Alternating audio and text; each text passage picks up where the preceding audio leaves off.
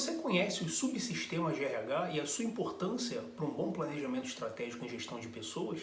E se você tiver que implementar essa metodologia, por onde você começaria? Por qual subsistema? Quer saber mais? Vem comigo! Olá, você está no canal do Professor Márcio Santos e antes de mais nada, dê o seu like, dê o seu joinha, por favor, se inscreva no canal e compartilhe com as pessoas que você conhecer, porque esse conhecimento vai ser muito interessante para você e para quem se interessar por gestão de pessoas. Bom, os subsistemas de RH, na verdade, são 5 agrupamentos de ações que compõem uma gestão estratégica de pessoas. Esses 5 agrupamentos, eles são interdependentes, ou seja, eles têm relações entre si e precisam estar vinculados a uma estratégia de negócios. Bom, o primeiro subsistema é o que nós chamamos de provisão, ou seja, quais são as fontes que você vai utilizar para colocar pessoas na sua empresa. Você vai utilizar o recrutamento interno, recrutamento externo. Se for recrutamento externo, se você vai utilizar o LinkedIn, um site de vagas, enfim, você vai definir onde você vai buscar pessoas para compor a sua estrutura. E uma vez que você busca essas pessoas, o próximo passo é você definir critérios para você identificar os candidatos que são mais aderentes. Serão assessments, serão dinâmicas de grupo, quais serão esses testes, quais serão essas dinâmicas. Enfim, o objetivo é você criar uma técnica, uma metodologia que consiga filtrar profissionais que tenham aderência com seus objetivos, dentre centenas, dezenas de outros que são aparentemente iguais. O segundo subsistema é o de aplicação de pessoas, onde nós temos a definição e a descrição de cargos e as avaliações de desempenho. Nesse subsistema, você vai definir quais são os componentes do cargo, quais são as atribuições, responsabilidades, quais as linhas de subordinação que existem nessas funções. E isso é fundamental porque é muito comum dentro de empresas, empresas, claro, sem esse tipo de preocupação, que o funcionário seja contratado, ele só vai saber o que ele vai fazer quando ele tiver que ser cobrado por aquilo. Então, quando você define a descrição de cargos, você coloca de maneira clara e explícita o que cada função precisa, o que se espera dela, em termos de métricas, em termos de indicadores, responsabilidades, enfim. E definir também os critérios para você avaliar o funcionário, ou seja, quais serão as avaliações consideradas nesse modelo. O terceiro subsistema é o de manutenção de pessoas, e aí que entram os fatores higiênicos, que são salários, benefícios, carreiras. Nesse modelo, nesse subsistema, a estrutura salarial ela precisa estar muito bem definida, os benefícios precisam estar muito bem definidos. E eu tenho uma série de ressalvas a empresas que trabalham por pretensão salarial, né? Quando você é entrevistado, quando você é chamado a um processo seletivo, aí o entrevistador diz, não, aqui a gente não fala o salário, a gente trabalha aqui com pretensão salarial. Normalmente essas empresas querem pagar pouco, ou seja, quanto mais para baixo você colocar a sua pretensão salarial, maiores são as chances de você ser contratado. Então, na estrutura, no modelo estratégico de recursos humanos, esse subsistema de manutenção coloca a estrutura salarial às claras, ou seja, a empresa ela começa agora a pensar em um plano de cargos e salários. A partir do momento que você tem todos os cargos definidos, você começa a definir os critérios que são necessários para que o funcionário saia de um cargo e ascenda ao outro.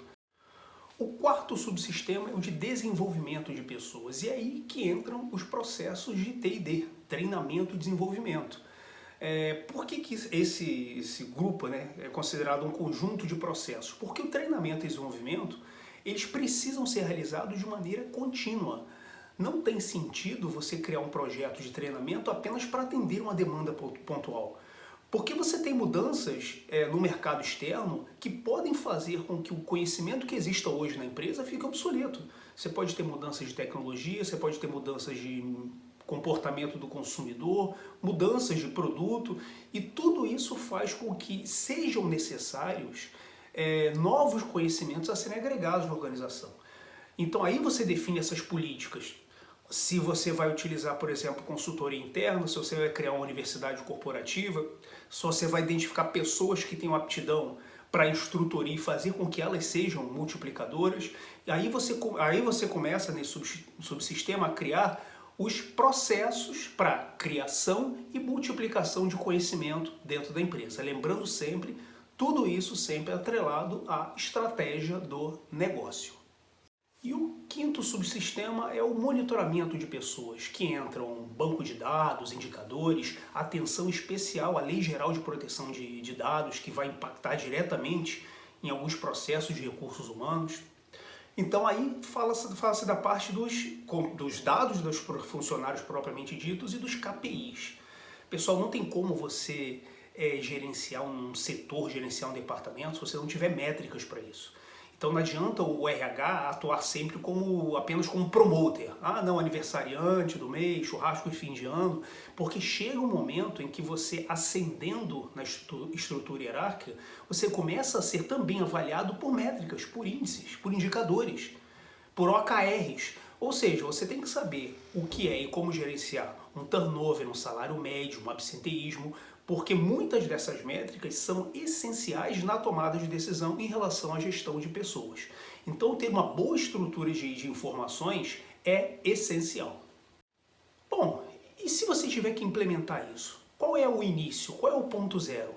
O ponto zero, pessoal, nós começamos normalmente pela descrição de cargos. Isso é a primeira coisa que você faz visando a implementação de uma estrutura, um modelo estratégico de gestão de pessoas.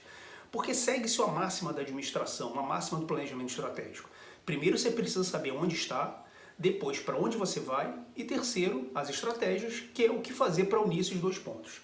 Então a primeira coisa é fazer a descrição de cargos. Se você já tem uma estratégia definida, isso vem do board da empresa, do nível estratégico, isso vai nortear as funções, vai nortear os cargos. Então você primeiro vai fazer essa estruturação de cargos, porque isso aí vai nortear tanto como e onde as pessoas vão ser contratadas, quais são os métodos de treinamento, vai impactar na estrutura de carreiras, enfim, vai ter desdobramento em todos os outros subsistemas. Então, o ponto zero é a descrição de cargos.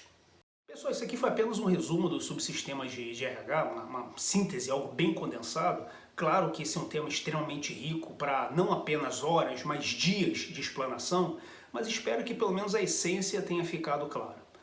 Mais uma vez te peço aí para dar o like, se inscrever no canal, porque tem muita gente que dá o like e não se inscreve. Tem outras pessoas que veem o vídeo, até gostam, mas de repente não dão like, não se inscrevem. Por favor, além do like, se inscrevam no canal. Ok? Desejo a você toda a felicidade do mundo. Sucesso!